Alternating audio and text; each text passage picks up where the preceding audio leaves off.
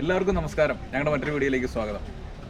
ഇന്ന് ഞങ്ങൾ നമ്മുടെ കേരളത്തിലെ ഏറ്റവും പ്രധാനപ്പെട്ട ഒരു നാഗ ആരാധനാ കേന്ദ്രമായിട്ടുള്ള ഒരു മനയിലാണ് എത്തിച്ചേർന്നിരിക്കുന്നത്.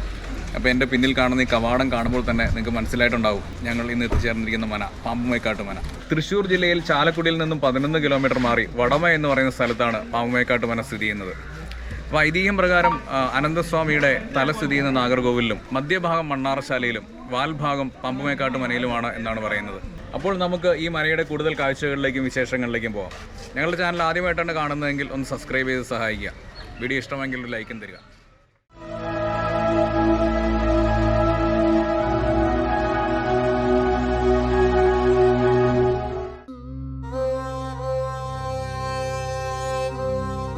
പാമ്പുമേക്കാട്ട് മനയിലേക്ക് പ്രവേശിക്കുമ്പോൾ തന്നെ വലിയ കവാടം കാണാൻ സാധിക്കും.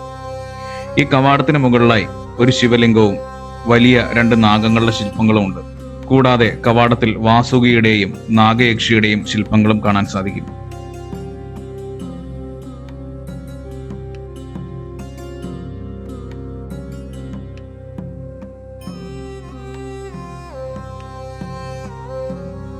കവാടം കടന്ന് ഉള്ളിലേക്ക് പ്രവേശിക്കുമ്പോൾ ഒരു വശത്ത് മനയുടെ മതിൽ കാണാം. അതിൽ ധാരാളം നാഗശില്പങ്ങളുണ്ട്. മതിൽക്കെട്ടിനുള്ളിലായി ഒരു വനത്തിന്റെ പ്രതീതി ഉണർത്തുന്ന വൻ മരങ്ങളും വള്ളിപ്പടർപ്പുകളും കാണാൻ സാധിക്കും. ഇതിനെതിർവശത്തായി ഒരു വലിയ നാഗശില്പവും അതിന്റെ സമീപത്തായി ധാരാളം ചെറിയ നാഗങ്ങളുടെ ശില്പങ്ങളും ചിതൽപുറ്റുകളും കാണാൻ സാധിക്കും.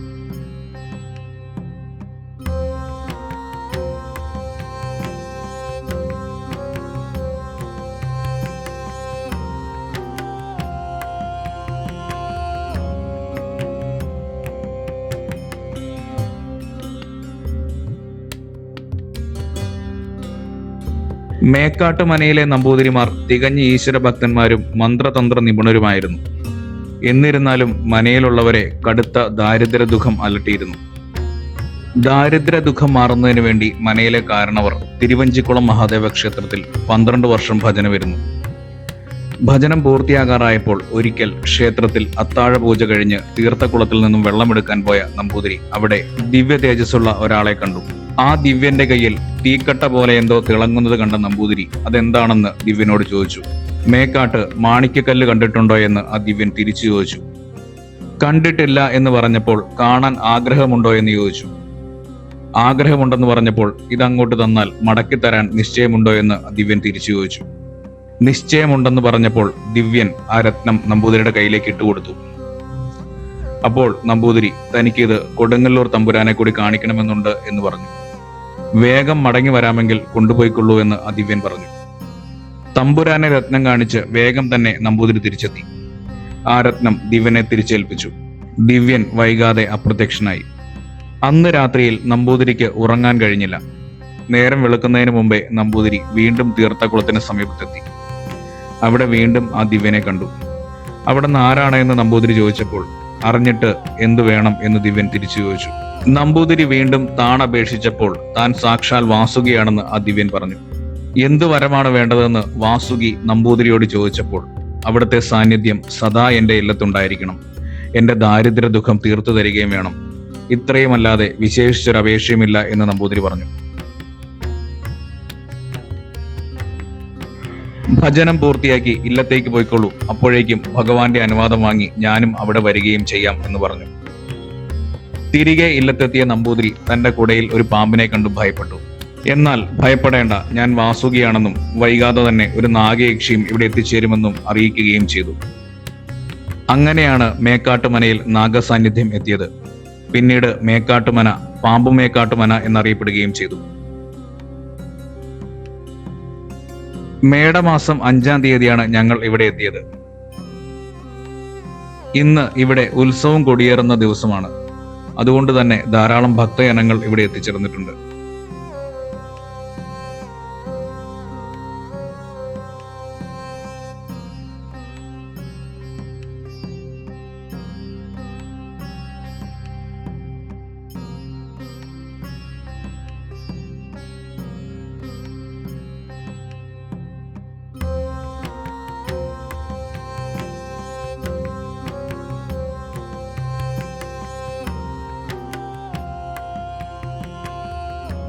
പാമ്പുമേക്കാട്ട് മനയിലെ ഐതിഹ്യവും ചരിത്രവും പാമ്പുമേക്കാട്ട് മനയിലെ PS ജാതവേദൻ നമ്പൂതിരി നമ്മളുമായി പങ്കുവയ്ക്കുന്നു.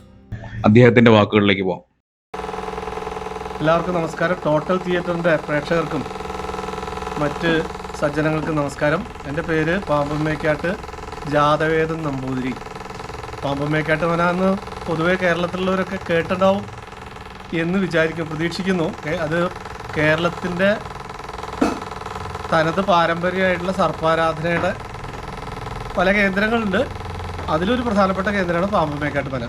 പാമ്പുമേക്കാട്ട് മന എന്ന് പറഞ്ഞാൽ അതൊരു ക്ഷേത്രമല്ല, പാരമ്പര്യമായിട്ട് സർപ്പങ്ങളെ ഉപാസിക്കുന്ന നമ്പൂതിരിമാർ താമസിക്കുന്ന ഇല്ലാണ്.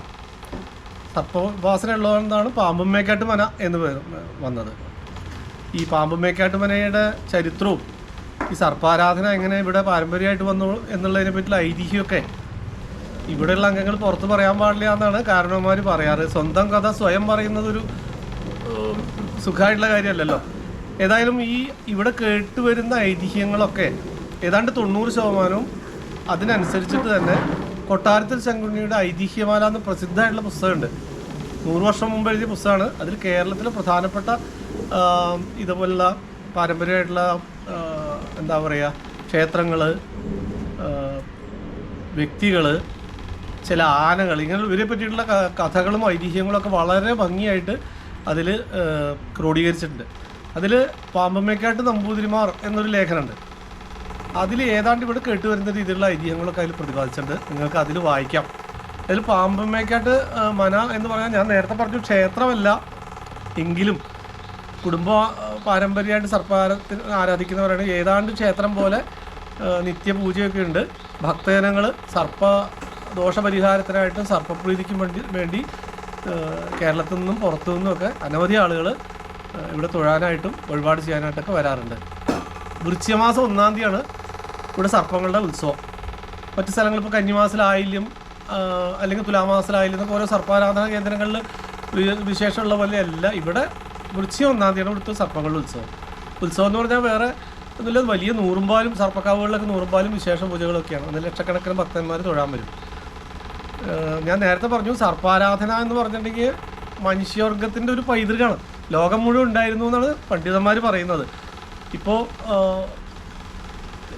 ലോകം മുഴുവൻ വ്യാപിച്ചിരുന്ന ആ ഒരു സമ്പ്രദായം ഇന്ത്യയിൽ സവിശേഷമായിട്ടുള്ള പ്രാധാന്യം, ഹിന്ദു സംസ്കാരത്തിൽ അതിന് സവിശേഷ പ്രാധാന്യം, മറ്റ് സംസ്കാരങ്ങളിലും ഉണ്ടായിരുന്നു അത്രേ.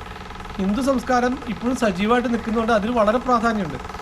അതിൽ ഭാരതീയ പൈതൃകം കേരളത്തിൽ ഈ സർപ്പാരാധനയ്ക്ക് വളരെയധികം പ്രാമുഖ്യമുണ്ട്. നമ്മളിപ്പോൾ കേരളത്തിലെ ഓരോ മനുഷ്യാലയോ ദേവാലയമൊക്കെ നോക്കിക്കഴിഞ്ഞാൽ അതിനോടനുബന്ധിച്ചൊക്കെ അവരുടെ ആ പറമ്പിൽ എവിടെയെങ്കിലുമൊക്കെ സർപ്പത്തിനെ കുടിവെച്ച് ആചരിച്ചിരിക്കുന്നത് കാണാം. അത് നമ്മുടെ കേരളോൽപ്പത്തി തുടങ്ങിയ ഗ്രന്ഥങ്ങളിൽ പരശുരാമൻ ഈ കേരളം കടലിൽ നിന്ന് വീണ്ടെടുത്തപ്പോൾ സ്വാഭാവികമായിട്ട് ഇവിടെ മുഴുവൻ കാടായിരുന്നു. നമുക്കറിയാലോ, കേരളത്തിൽ എവിടെയായാലും 4 ദിവസം നമ്മൾ ശ്രദ്ധിച്ചില്ലെങ്കിൽ കാടാവും. അങ്ങനത്തെ ഭൂപ്രകൃതിയാണ്. അപ്പോൾ ആ കാട്ടിൽ നാഗങ്ങളുടെ ആവാസം കാരണം കേരളത്തിലേക്ക് കൊണ്ടുവന്ന പരശുരാമൻ ബ്രാഹ്മണനെ കൊണ്ടുവന്ന് ഭൂമി ദാനം ചെയ്തു എന്നൊക്കെയാണല്ലോ ഐതിഹ്യം. ഏതായാലും മനുഷ്യർ ഇവിടെ വന്നപ്പോൾ ഇവിടെ താമസിക്കാൻ പറ്റാത്ത ചുറ്റുപാടായിരുന്നു. അപ്പോൾ അതുകൊണ്ട് സർപ്പങ്ങളായിട്ട് ഒരു ഉടമ്പടിയിൽ ഏർപ്പെട്ടു. ഒരു മനുഷ്യാലയോ ദേവാലയോ പണിതാൽ ഒരു 12 കാലം കഴിയുമ്പോൾ അതിൻ്റെ ഏതെങ്കിലും ഒരു രാശിയിൽ, ഇപ്പോൾ 12 രാശി വരുമല്ലോ, കന്നിയിലോ മീനത്തിലോ മിഥുനത്തിലോ ഏതെങ്കിലും ഒരു ഉത്തമമായിട്ടുള്ള രാശിയിൽ പാലുള്ള വൃക്ഷം നട്ട് നനച്ച് ചുറ്റുറോടുണ്ടാക്കി വെച്ച് സർപ്പത്തിനെ ആചരിച്ചോളാം, അതിന് സന്ധ്യയ്ക്ക് വിളക്ക് കാണിച്ചോളാം, വാർഷികമായിട്ട് നൂറുമാല നടത്താം എന്നൊക്കെ ഒരു വ്യവസ്ഥ ഉണ്ടാക്കിയതിന് ശേഷമാണ് ഇവിടെ മനുഷ്യവാസയോഗ്യമായത് എന്നാണ് നമ്മുടെ വിശ്വാസം. ഏതായാലും അതിൻ്റെ തെളിവായിട്ട് കേരളത്തിൽ അങ്ങോളം ഇങ്ങോളമുള്ള നാനാജാതി മതസ്ഥരായിട്ട് ആളുകളിലെയൊക്കെ കുടുംബത്തിനോടനുബന്ധിച്ചും ക്ഷേത്രങ്ങളോട് അനുബന്ധിച്ചൊക്കെ സർപ്പത്തിനെ കുടിവെച്ച് ആചരിക്കുന്നുണ്ട്. അവിടെയൊക്കെ ചിത്രയോടും പാലുള്ള വൃക്ഷം ഒരു ചെറിയ വനം പോലെയാണ് സർപ്പങ്ങൾക്ക് താമസിക്കാനുള്ള ഒരു സ്ഥലം നമ്മൾ ആചരിച്ചു വരുന്നുണ്ട്. അത് വളരെ ശ്രദ്ധയോടെയാണ് എല്ലാവരും, ഭയഭക്തി ബഹുമാനത്തോടെയാണ് കാണുന്നത്. അവിടെ മണ്ണിൽ കുഴിക്കാൻ വയ്യ, വൃക്ഷം മുറിക്കാൻ വയ്യ, തീ കത്തിക്കാൻ വയ്യ. സാധാരണ നമ്മൾ അശുദ്ധി വന്നാൽ പശുവിനെ കൊണ്ട് കെട്ടുക എന്നാണ് നമ്മുടെ ഹിന്ദു വിശ്വാസപ്രകാരം.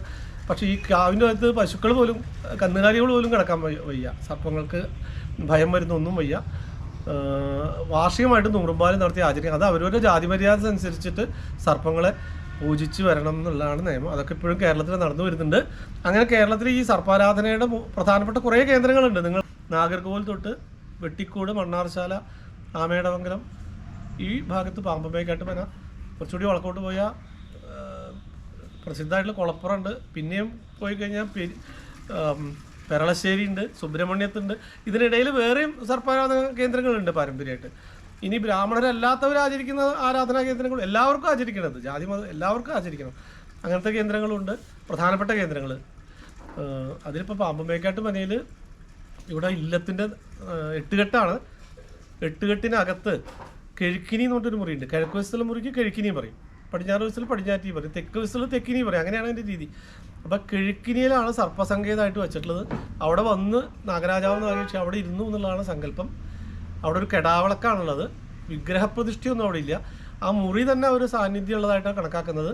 ഇവിടുത്തെ ഈ കുടുംബത്തിൽപ്പെട്ട നമ്പൂതിരിമാരോ അവരുടെ ഇവിടുന്ന് വിവാഹം കഴിച്ചത് പെൺകുട്ടികളോ അവരുടെ മക്കളോ വരെ അവർ മാത്രമേ അവിടെ കിടക്കുള്ളൂ. വേറെ ആരും നമ്പൂതിരിമാരാണെങ്കിൽ പോലും അതിനുള്ളിൽ കിടക്കില്ല. നിത്യം അവിടെ പൂജയുണ്ട്. വിഗ്രഹപ്രതിഷ്ഠയൊന്നും ഇല്ലെങ്കിൽ വിളക്ക് വെച്ചിട്ട് അവിടെ പൂജയുണ്ട്. ഈ കെടാവിളക്ക് ഉണ്ടെന്ന് ഞാൻ പറഞ്ഞല്ലോ. കെടാവിളക്ക് എന്ന് പറഞ്ഞാൽ കെടാത്ത വിളക്കെന്നല്ല, കെടാതെ സൂക്ഷിക്കേണ്ട വിളക്കാണ്. ആ വിളക്ക് നിത്യം കത്തിക്കൊണ്ടിരിക്കണം. അതിലത്തെ വെളിച്ചെണ്ണയാണ് അതിൽ ഒഴിക്കുക. ആ കെടാവിളക്കിലെ വെളിച്ചെണ്ണയാണ് നമ്മൾ സർപ്പത്തിൻ്റെ മുഖ്യമായിട്ടുള്ള പ്രസാദമായിട്ട് വിതരണം ചെയ്യുന്നത്. അത് ഈ സർപ്പദോഷ പരിഹാരമായിട്ട്, രോഗങ്ങൾക്ക് പരിഹാരമായിട്ടും മറ്റും എല്ലാത്തിനും ഈ വിളക്കിലെ എണ്ണയാണ് ഇവിടുത്തെ മുഖ്യമായിട്ടുള്ള പ്രസാദം. പിന്നെ 4 കെട്ടിലെ നടുമുറ്റത്ത് എല്ലാ ഇല്ലങ്ങളിലും ഉള്ള പോലെ ഭഗവതിയും ശാസ്താവും ഒക്കെ ഉണ്ട്.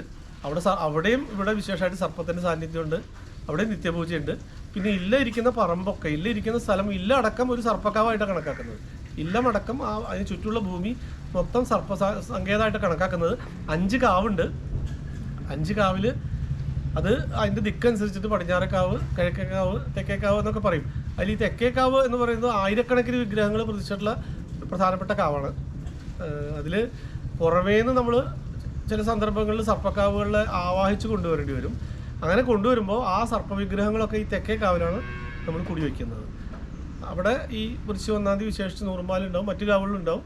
വൃശ്ചിക മാസം മുഴുവൻ നൂറുമ്പാലുണ്ടായിരിക്കും. പിന്നെ വിശേഷിച്ച പൂജകളൊക്കെ ഉണ്ടായിരിക്കും. ഇങ്ങനെയൊക്കെയാണ് ഇവിടെ ആചരിച്ചു വരുന്നത്. കന്യാകുമാരി ജില്ലയിലെ നാഗർകോവിൽ എന്നൊരു സ്ഥലമുണ്ട്. അവിടെ സ്വയംഭൂവായിട്ടുള്ള നാഗരാജാവിൻ്റെ പ്രതിഷ്ഠയാണ്. അവിടുത്തെ തന്ത്രം, അവിടുത്തെ താന്ത്രിക അധികാരം പാമ്പുമേക്കാണ്. നമുക്കത് വളരെ പ്രധാനപ്പെട്ട സങ്കേതമാണ്.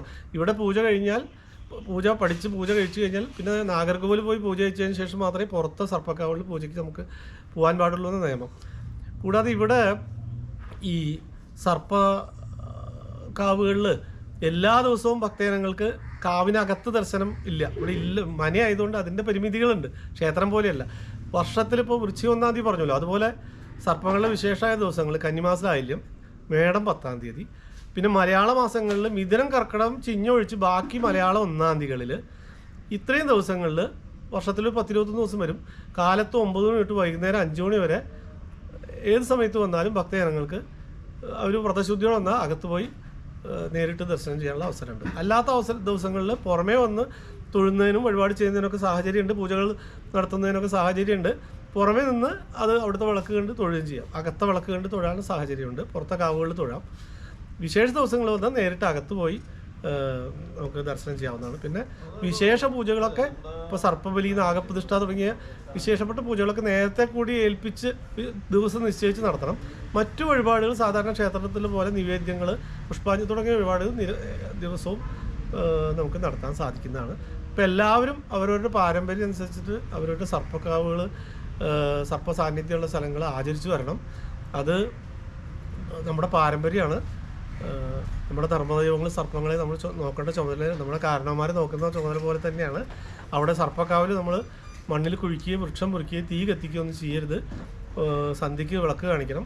വാർഷികമായിട്ട് ശക്തി പോലെ അവനവൻ്റെ സമ്പ്രദായം അനുസരിച്ചിട്ട്, നമ്മുടെ ഏതാണ് സമ്പ്രദായം അനുസരിച്ച് നൂറുമ്പാല് നടത്തി ആചരിക്കണം. എല്ലാവർക്കും നാഗരാജാവൻ നാഗേശ്വരിയുടെ ഒക്കെ അനുഗ്രഹം ഉണ്ടാവട്ടെ. നമസ്കാരം. എൻ്റെ പേര് സുബ്രഹ്മണ്യൻ എന്നാണ്, പാമ്പുമേക്കാട്. കുറേ കാലങ്ങൾക്ക് മുമ്പ് എന്നാന്ന് വിശദീകരിച്ചിട്ട് വന്നിട്ടില്ല. എന്നാലും നമ്മുടെ കാരണവന്മാരായിട്ട് അദ്ദേഹം 12 കൊല്ലത്തെ ഭജനത്തിന് ശേഷം തിരുവഞ്ചിക്കുളം കൊടുങ്ങല്ലൂർ ക്ഷേത്രത്തിൽ 12 കൊല്ലത്തെ ഭജനത്തിന് ശേഷം അദ്ദേഹം തിരിച്ച് ഇല്ലത്തേക്ക് തന്നെ. അന്ന് പാമ്പുമേക്കാട്ട് എന്ന് പറഞ്ഞ് പേരുണ്ടായില്ല. അന്ന് വെറും മേക്കാടെന്ന് മാത്രമേ പേരുണ്ടായുള്ളൂ. അദ്ദേഹം തിരിച്ച് ഇവിടെ വന്ന് അദ്ദേഹം കുളിക്കാൻ വേണ്ടി തീർത്ഥകുളത്തിലേക്ക് ഇറങ്ങിയപ്പോൾ നാഗരാജാവിനെ കണ്ടു എന്നാണ് പറയുന്നത്. ഐതിഹ്യമാലയിലൊക്കെ എങ്ങനെയായിട്ടാണ് പറയണത്. അപ്പോൾ അദ്ദേഹം അന്ന് കണ്ട് അത്ഭുതപ്പെട്ട് പിന്നെ അദ്ദേഹം മോതിരോ എന്തോ അദ്ദേഹത്തിൻ്റെ കയ്യിൽ കൊടുക്കലുണ്ടായിരുന്നു. എന്താണ് വിശദീകരിച്ചിട്ട് ഞങ്ങൾ പറഞ്ഞിട്ടില്ല. അപ്പോൾ അദ്ദേഹത്തിൻ്റെ കയ്യിൽ കൊടുക്കലുണ്ടായിരുന്നു. എന്നിട്ട് എന്നെ ഇവിടെ ആചരിക്കണം, പിന്നെ എപ്പോഴും എൻ്റെ എന്താ പറയുക ചൈതന്യം ഇവിടെ ഉണ്ടായിരിക്കും അങ്ങനെ പറഞ്ഞ് അദ്ദേഹം പിന്നെ പോലെ ഉണ്ടായി. പിന്നെ ഇപ്പോൾ ഇവിടെ കിഴക്കിനിയിലാണ് പ്രധാന പൂജകളൊക്കെ നടക്കുന്നത്. അവിടെയാണ് ഇപ്പോൾ അദ്ദേഹത്തിനൊക്കെ നമ്മൾ സങ്കല്പമായിട്ട് അവിടെ ഒരു കടാവളൊക്കെ ഉണ്ട്. അവിടെയാണ് നമുക്കിപ്പോൾ പ്രധാന സങ്കല്പം അവിടെയാണ് ഇപ്പോൾ. ഈ മനയുടെ മുറ്റത്ത് കുറച്ചു നേരം വന്ന് നിന്ന് നോക്കിയാൽ നമുക്കൊരു കാര്യം നേരിട്ട് ബോധ്യപ്പെടാവുന്നതേ ഉള്ളൂ. നിരവധി ജനങ്ങളാണ് ഓരോ ദിവസവും പ്രശ്നങ്ങൾക്കുള്ള പരിഹാരം തേടി ഇവിടെ എത്തുന്നത്. ഈ മനയിലെ ഒരംഗം ഇവർക്കുള്ള മാർഗനിർദ്ദേശങ്ങളും ആശ്വാസവാക്കുകളുമായി ഈ വരാന്തയുടെ ഒരറ്റത്ത് ചാരുകസേരയിൽ എന്നും ഇരിപ്പുണ്ടാവും.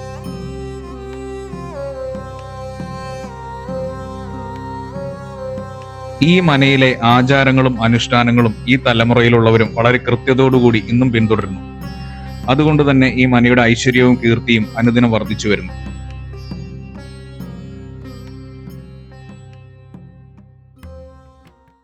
മധ്യ കേരളത്തിലെ പ്രമുഖ നാഗ ആരാധന കേന്ദ്രമായ പാമ്പുമേക്കാട്ട് മനയുടെ കാഴ്ചകൾ എല്ലാവർക്കും ഇഷ്ടമായെന്ന് കരുതുന്നു. അപ്പോൾ ഞങ്ങളുടെ വീഡിയോ ഇഷ്ടമായെങ്കിൽ ലൈക്ക് ചെയ്യുക, ഷെയർ ചെയ്യുക, നിങ്ങളുടെ അഭിപ്രായങ്ങൾ അറിയിക്കുക.